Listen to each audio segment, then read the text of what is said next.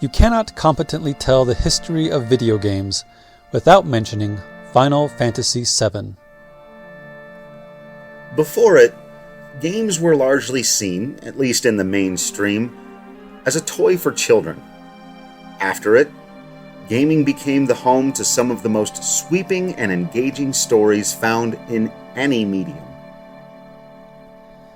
Final Fantasy VII accomplished this task by bringing a unique flavor of sights and soundscapes, complex plots and characters, and interlocking themes.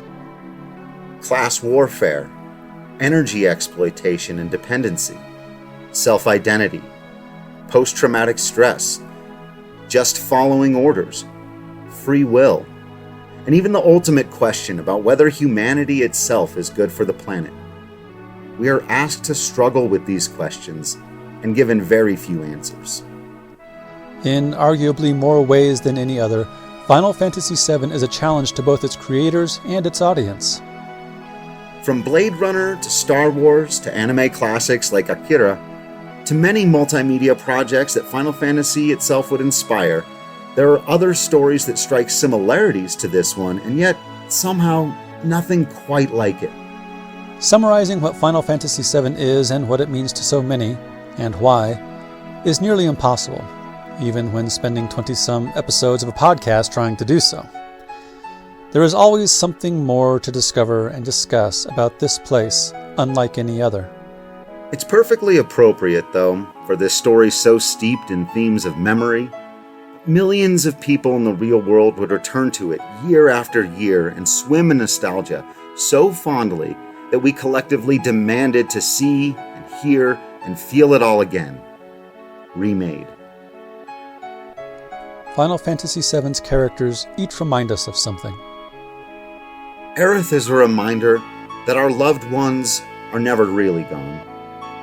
That a life filled with enthusiastic love and exuberant friendship leaves a lasting legacy. She is a reminder to always be kind to those around you, and that putting others first isn't a sign of weakness, it's strength. She is a reminder that our past is important, as is our future, and that nothing can be promised if we aren't all stewards of the planet and of each other.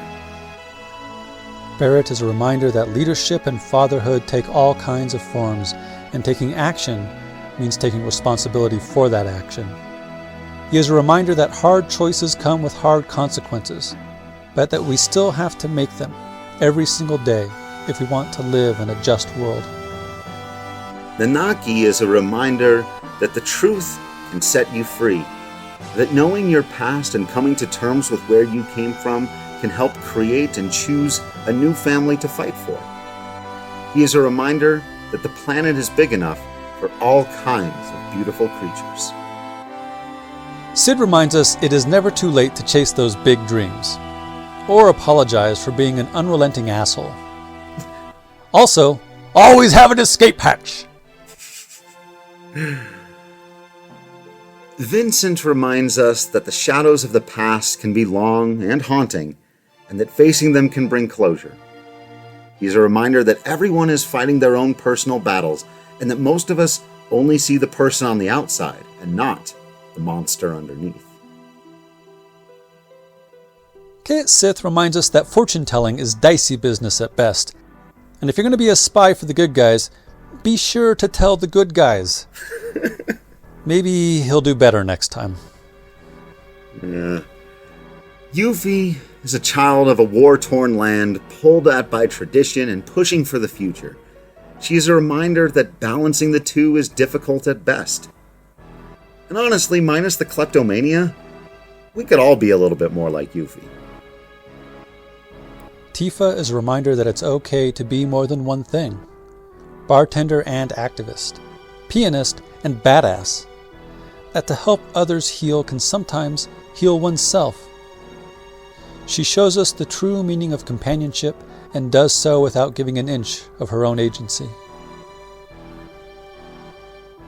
Cloud is a reminder that no matter what the world has done to you, you are enough. You are not a failure, even if you have failed. If you accept and believe in your true self and your true friends, and let them believe in you, you can overcome anything. He is an embodiment of the power of the mind and soul to both create and feel pain, and to heal so profoundly that you can heal the entire world.